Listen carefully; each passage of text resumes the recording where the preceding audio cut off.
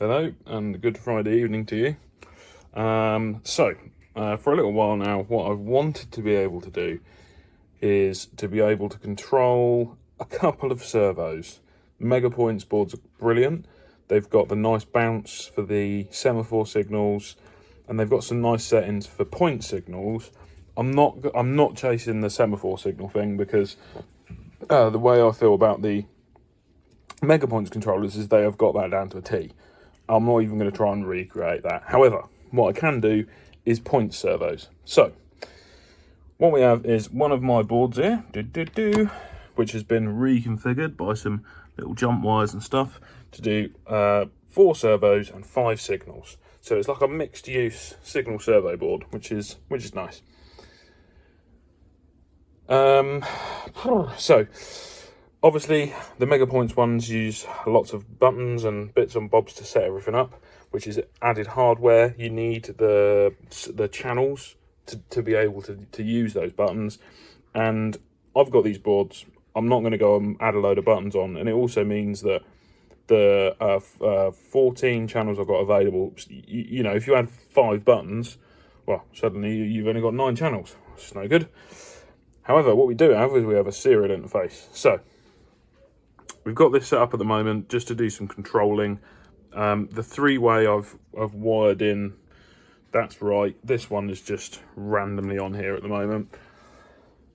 But we will set you up in the blib blib blib blib. All right, let's just So,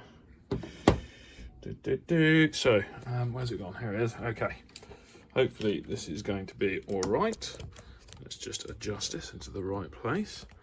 And then, so we can see some points. Lovely. Right. Then we take the trusty mobile phone. Into this we plug. And this now says USB device detected, which is very nice. We like that. We then go connect. It says connect. It says load in. Yes, and a setup. I've clicked the setup button. It's now gone into setup. Essentially, what has happened is we have now linked into that using our phone, and we've got ourselves a menu. Now, rather than worrying about to see it, I'm going to put that menu up on the screen. Excuse me. Maybe I need to put this on. Let me just put this on quiet. Here we go. That's better. Now no one's going to bother us. I think this is servo 4, yes. So what we can actually do is we can go in and we can say, right, servo number, it will say selected servo. I'd say I'd like to configure that, please. It will say, okay. I can then, before I do that, actually I'm going to go to 2, so servo number 2, okay. We'll just bring this into view. I actually just need to move servo 2 out the way at the moment. So let's just try. Oh, invalid menu choice. That's why. Cool.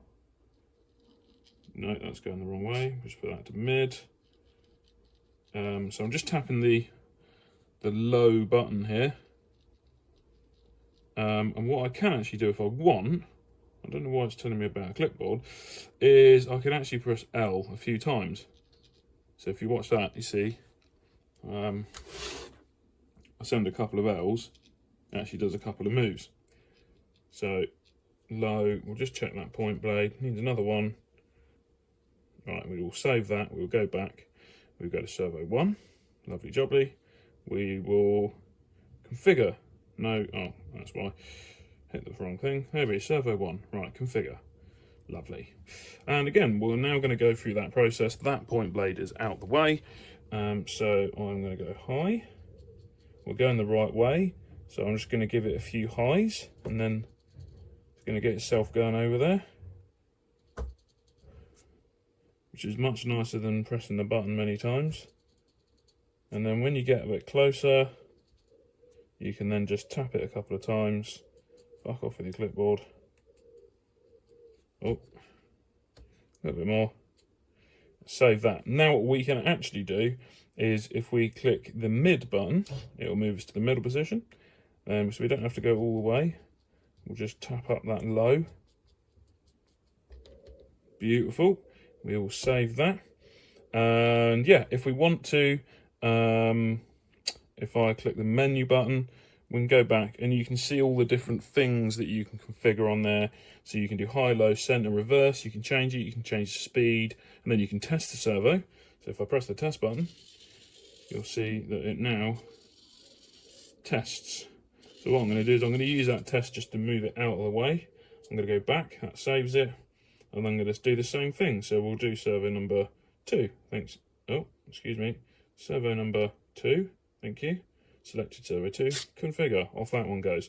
And essentially, we're going to do the same thing. So let's just see where high takes us. Yep. So we're just going to stick a few H's on the end here, and off she goes. Lovely.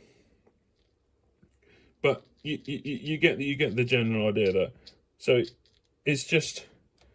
So we'll just save that. Lovely. Mid position.